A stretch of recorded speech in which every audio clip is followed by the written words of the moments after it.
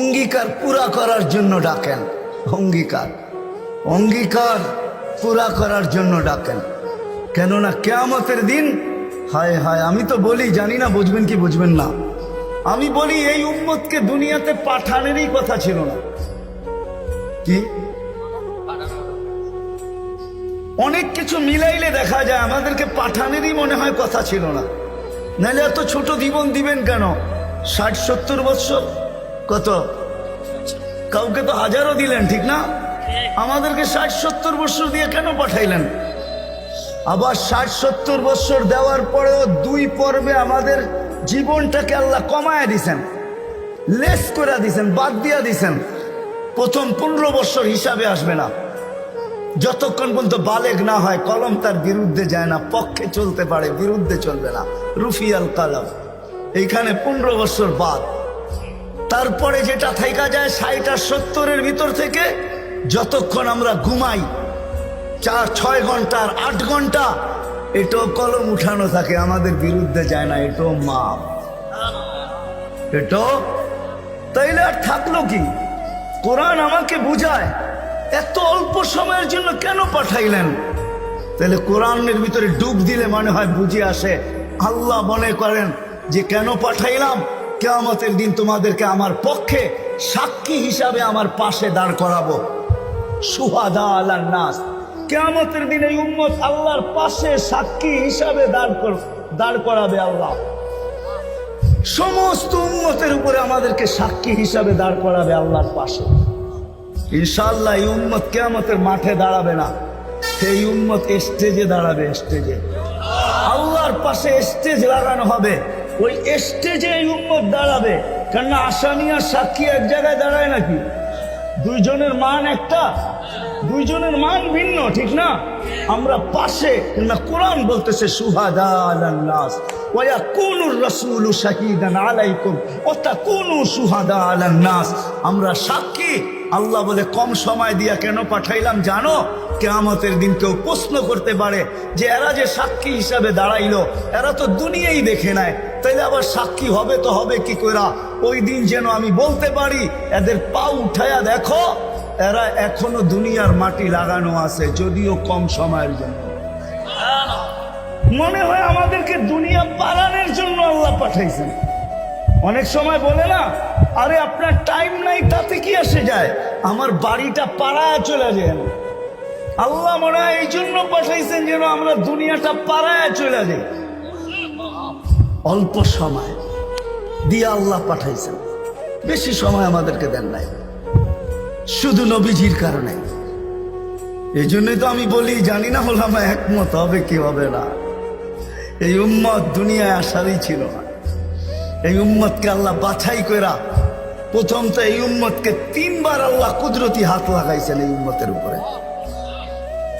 জন্মলগ্নে একবার খালাকতু বিয়াদিহিয়া, দ্বিতীয়বার কুদরতি হাত লাগাইছেন হুয়াজতাবাকুম, বাছাই লগ্নে দ্বিতীয়বার আমাদেরকে আল্লাহ বাছাই করছেন। বাছাই সমগ্র মানব জাতির ভিতর থেকে আমাকে উঠাইতে উঠাইতে কত কুঠি উঠানের পরে মনে হয় আমি আল্লাহর কুদরতি হাতে আসছি, আর আল্লাহ বলছেন যা তোকে উম্মতে মুহাম্মদী বানাই।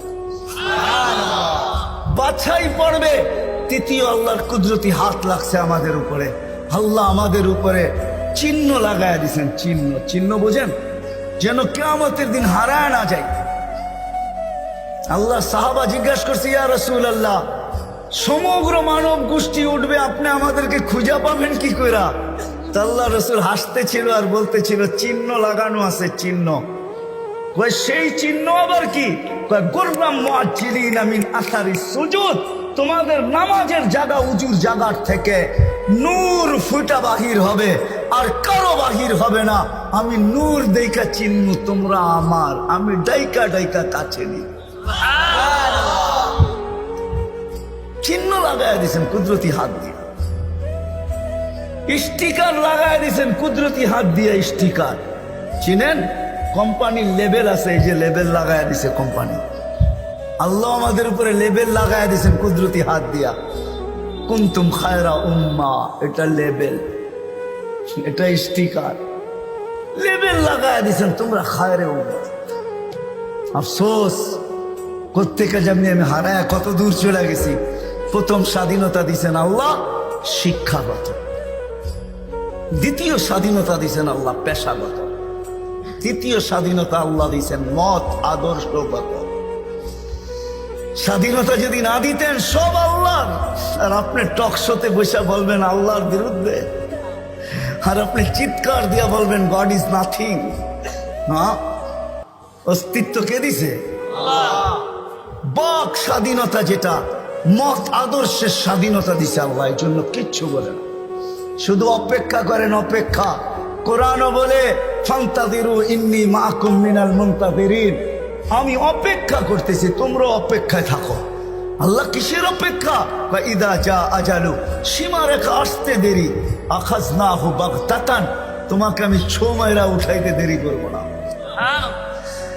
লা তুসআলুন্না আনিন নাঈম, তারপরে তোমাকে একটা একটা জিজ্ঞাসা করব, তারপরে দেখি তুমি যাও কোথায়, কোথায় যাবে তুমি। সত্য এটাই, মত আদর্শের স্বাধীনতা যেটাকে বলে, কি বলে, মত আদর্শের স্বাধীনতা আল্লাহ দিয়েছেন, আদর্শগত স্বাধীনতা। নাইলে নাস্তিক হওয়ার কোনো প্রশ্ন ছিল না। অস্তিত্ব দিবে আল্লাহ, আপনি বলবেন আল্লাহর বিরুদ্ধে, এটা পসিবল ছিল না, ইম্পসিবল। আল্লাহ দেখায় দিয়েছেন 2020-এ, দেখায় নাই? কি দেখাইছে? না, সারা দুনিয়া, যেই দুনিয়া নিজেকে এত শিক্ষিত মনে করে, এত আপডেট মনে করে, এত এডুকেটেড মনে করে, এত উন্নত মনে করে, এত আধুনিক মনে করে, ওই পুরা দুনিয়াকে আল্লাহ লকডাউন লাগাই দিছে। আপনি বলেন আপনাকে মাস্ক পড়ায় নাই, আল্লাহ দুনিয়ারে মাস্ক পড়ায় দিছে, দুনিয়াকে। আপনাকে আমাকে পড়ায় নাই, দুনিয়াকে মাস্ক পড়ায় দিছে। আল্লাহ বলে আমি আল্লাহ, ইচ্ছা করলে যা খুশি তা করতে পারি। কি এখনো বহুত মানুষ মাস্ক পড়া ঘোরে, ঠিক না? হ্যাঁ, পড়ে না?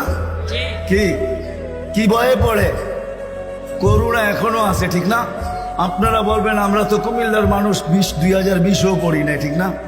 না পড়তে পারেন, কেননা টেলিভিশনে এত বড় বড় দেখছেন, আর ভাবছেন নাকের ছিদ্র তো এত বড় না, এটা যাবে তো যাবে কোন দিক দিয়া, ঠিক না? এখন যদি প্রশ্ন উঠায় মুখ দিয়া যাবে, কয় সারাদিনই তো পান খাই, বিড়ি খাই, সিগারেট খাই, এটা সেটা খাইতে থাকি, মুখ দিয়া যাবে তো যাবে কোন দিক দিয়া, ঠিক না?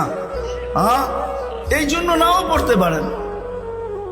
আল্লাহ মত আদর্শের স্বাধীনতা দিছেন। চতুর্থ স্বাধীনতা দিছেন সোসাইটিগত, সমর্থ থাকলে দুনিয়ার যেই কোথাও বাস করতে পারে। আমি চিনি কুমিল্লার অনেক মানুষ যারা আমেরিকাতে বাস করে, আমি চিনি অনেককে কুমিল্লার যারা অস্ট্রেলিয়া বাস করে, যারা কানাডায় বাস করে, আমি চিনি ইউরোপে বাস করে, চিনি, আমি অনেককে চিনি, আমাকেও চিনি। সমর্থ আছে, দুনিয়ার যে কোথাও বাস করতে পারে। আর পঞ্চম স্বাধীনতা, এই ছোট জীবনটা, যেমন স্কুলে খেলার সময় একটা পর্ব হয়, যেমন খুশি তেমন সাজো। আল্লাহ বলে এই ছোট জীবনটায় তুমি যেমন খুশি তেমন সাজতে পারো, তোমাকে কিচ্ছু বলবো না। স্বাধীনতা দিলাম, নাইলে কোনোদিন সম্ভব ছিল না। তো কথা ওইখান থেকেই বাহির হয়ে গেছে। যতক্ষণ পর্যন্ত আল্লাহ আল্লাহ রসুলের কাছে আকর্ষণের পাত্র না হব, আর আকর্ষণের পাত্র হব আমলের দ্বারা। কিসের দ্বারা? আর আমল জীবনে আসবে দ্বীনি কথা যত বেশি একাগ্র চিত্তে শুনবো, মনোযোগ সহকারে শুনবো, আর দিলে কাঁদবে, তখনই আমল আসবে। আর আমলের দ্বারা আমি আকর্ষণের পাত্র হব। তখন বংশ কি আল্লাহ দেখবেন না। কুমিল্লার মানুষ, কথা শেষ দিকে চলে আসছি, আমি 6 বার আমি বেলালের বাড়ি দেখছি, 6 বার রাদিয়াল্লাহু তাআলা আনহু। আমি 6 বার ইথিওপিয়া গেছি, 6 বার। এই চোখ থেকে পানি 6 বার ঝরছে, শুধু বাড়ি দেখা, ব্যক্তি তো দেখি নাই, কোত্থেকে দেখবো? সে তো অনেক আগে চলে গেছে, তার দেশের মানুষগুলা দেখছি। কিন্তু একটা অনুমান হয়েছে, একটা এটাকে কি বলে, এতটুকু বুঝতে পারছি যে 1400 বছর আগের বেলাল কেমন ছিল। আজকের মানুষগুলোই যখন পছন্দ হয় না, তো 1400 বছর আগেরটা কেমন হবে? আজকের ইথিওপিয়া আদিস আবাবা রাজধানী, ইউরোপের সাথে টক্কর লাগায় উন্নত হইতেছে, ইউরোপকেও পিছিয়ে রেখা দিতেছে।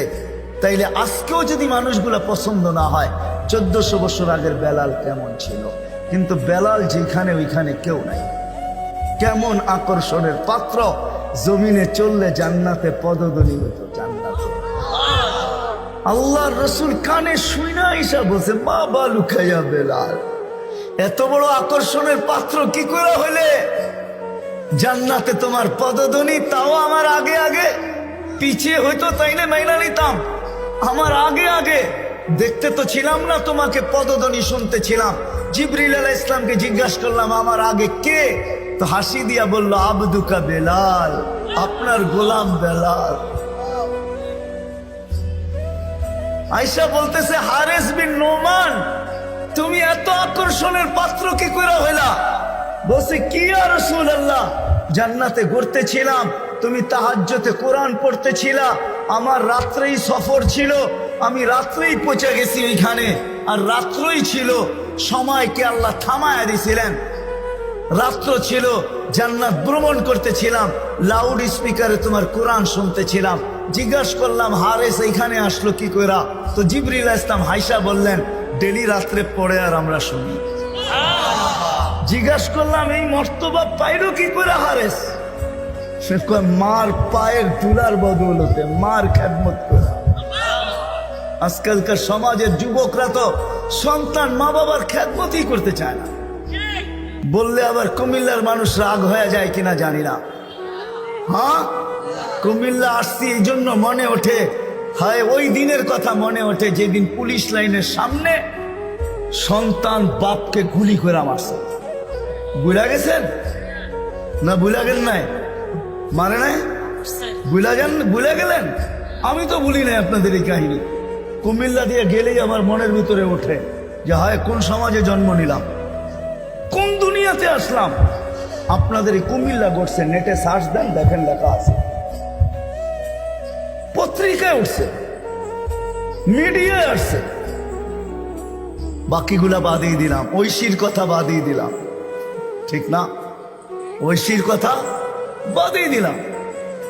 সন্তান, কোথায় আসলাম আমরা? সন্তান মা বাবাকে গুলি করে, হত্যা করে, হায় হায় হায়। অথচ মার খেদমত করে হারেস বিন নোমান।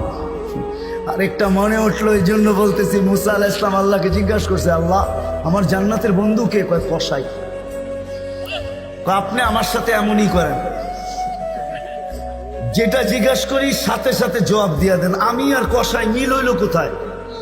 আল্লাহ বলে সিদ্ধান্ত এটাই, ওয়াকাউলুন আল ফাসাল, আমাদের সিদ্ধান্তই সিদ্ধান্ত। আচ্ছা ঠিকানা দেন, যায় দেখি কি আমল করে। তো যায় দেখে, হ্যাঁ কসাই। সারাদিন গোস্ত বিক্রি করে যখন বাড়ি যাওয়ার পালা আসছে, তো গোস্তের একটা টুকরাকে নিয়া কিমা বানায়া পোটলার ভিতরে নিয়ে দোকান বন্ধ করতেছে। মুসা আলাইহিস সালাম বলতেছে, তোমার বাড়ি মেহমান হওয়া যাবে? অবশ্যই যাবে, কিন্তু শর্ত আছে, আমি ডাইরেক্ট বাড়ি যাব না, আমার সাথে চলো। তো বলছে ঠিক আছে চললাম।